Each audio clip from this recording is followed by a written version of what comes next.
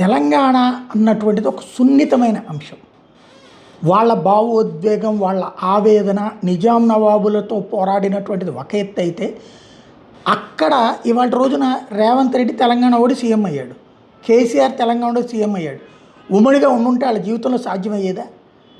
ఇవాళ ఉన్నటువంటి మంత్రుల్లో అనేక మంది తెలంగాణ ప్యూర్ బ్యాచ్, వాళ్ళకి ఇదివరకు సాధ్యమయ్యేదే.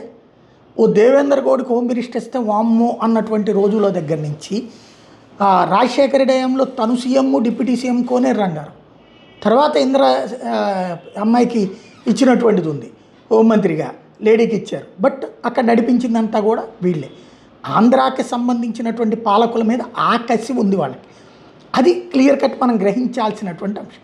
సున్నితంగా ఉండాల్సిన అంశాలలో అనవసరంగా భావోద్వేగంతో ఇప్పుడు పర్మిషన్ ఇవ్వండి. రేవంత్ మంచోడు అంటే రేవంత్ చెప్పకుండా పర్మిషన్ ఇస్తారా? రేవంత్కి చెప్పి పర్మిషన్ ఆపుతారా? లేదు రేవంత్కి తెలియకుండా పర్మిషన్ ఆపుతారా? అంత దమ్ము ఉంటుందా పోలీసులకి?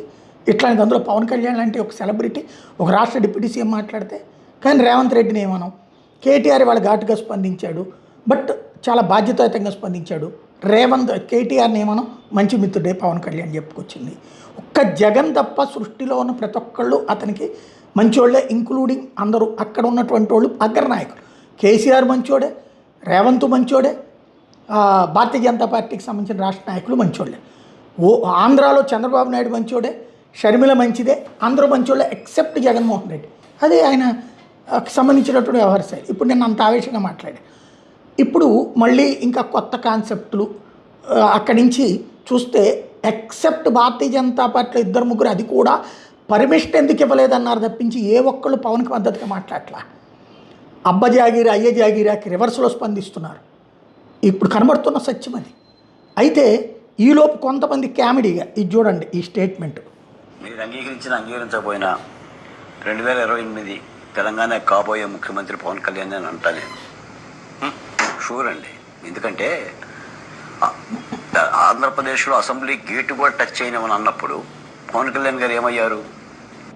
మీరు అంగీకరించకపోయినా 2028 తెలంగాణ కాబోయే ముఖ్యమంత్రి పవన్ కళ్యాణ్ అని అంటారు.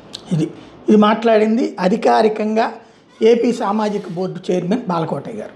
ఆయన చాలా బడుగు బలహీన వర్గాల నుంచి ఆయన అభిమానం ఉంది పవన్ కళ్యాణ్ మీద. తెలుగుదేశం కూటమికి ఆయన కీలక ప్రాధాన్యం వహిస్తుంటారు. పలు డిబేట్లో కూడా అందరినీ విమర్శిస్తూ ఉంటారు. ఇలాంటి పదాలు తెలంగాణ వాళ్ళని కవ్విస్తాయా, నవ్విస్తాయా, కోపం తెప్పిస్తాయా, సంతోషాన్ని ఇప్పిస్తాయా? ఇది ఆలోచించుకోవాల్సి ఉంది.